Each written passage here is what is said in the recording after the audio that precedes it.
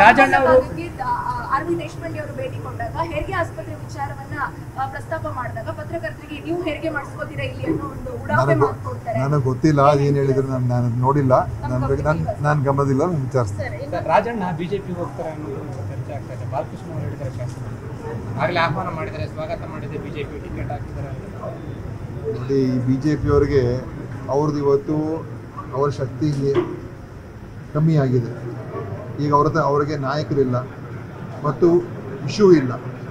ನಮ್ಮ ರಾಜ್ಯದಲ್ಲಿ ನಾಯಕತ್ವನೂ ಇಲ್ಲ ಮತ್ತು ಯಾವುದೇ ಒಂದು ಇಶ್ಯೂನೂ ಅವ್ರ ಮುಂದೆ ಇಲ್ಲ, ಅಥವಾ ಯಾವುದೇ ಒಂದು ನಿರ್ದಿಷ್ಟವಾದಂಥ ಗುರಿ ಇಟ್ಕೊಂಡಿಲ್ಲ. ಅವ್ರಿಗೆ ಏನು ಸಿಕ್ಕಿದ್ರು ಕೂಡ ತಗೊಳ್ಳೋಕೆ ತಯಾರಾಗಿಬಿಟ್ಟಿದ್ದಾರೆ. ಈಗ ರಾಜಣ್ಣ ಅವರು ಹೋಗೋದು ಬರೋದು ಅದು ಖಂಡಿತವಾಗಿಯೂ ಇವರ ಒಂದು ಭ್ರಮೆ ಮತ್ತು ಈ ರೀತಿಯಾದಂಥ ಹೇಳಿಕೆಗಳ ಅವಶ್ಯಕತೆ ಏನಿಲ್ಲ.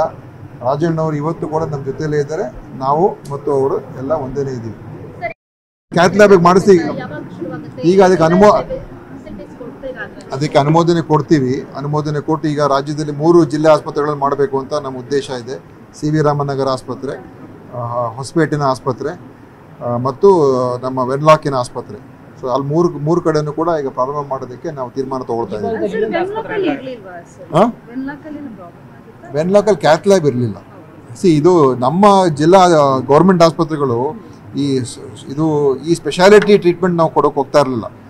ಅದು ಏನಾದರೂ ವೈದ್ಯಕೀಯ ಶಿಕ್ಷಣ ಇಲಾಖೆ ಅವ್ರು ಮಾಡ್ತಾ ಇದ್ರು. ಆದರೆ ನಾವು ಈಗ ಸ್ವಲ್ಪ ವಿಸ್ತರಿಸ್ಕೊಳ್ತಾ ಇದ್ದೀವಿ. ಇಲ್ಲಿದ್ರೆ ನಾವು ಇಲ್ಲೇ ಅನೇಕ ಜನರಿಗೆ ಅಲ್ಲಿಗೆ ಹೋಗೋದು ಬೇಕಾಗಿಲ್ಲ ಅಲ್ಲ, ಇಲ್ಲೇ ಏನು ಆಂಜಿಯೋಪ್ಲಾಸ್ಟಿ ಇಲ್ಲೇ ಮಾಡಿಸ್ಕೋಬೋದು. ನೋಡೋಣ, ಮುಂದೆ ನೋಡೋಣ. ಈಗ ಈ ಆಸ್ಪತ್ರೆನ ಇನ್ನೂ ಉನ್ನತ ಮಟ್ಟ ತೊಗೊಂಡು ಹೋಗ್ಬೇಕು. ಆಯ್ತಾ?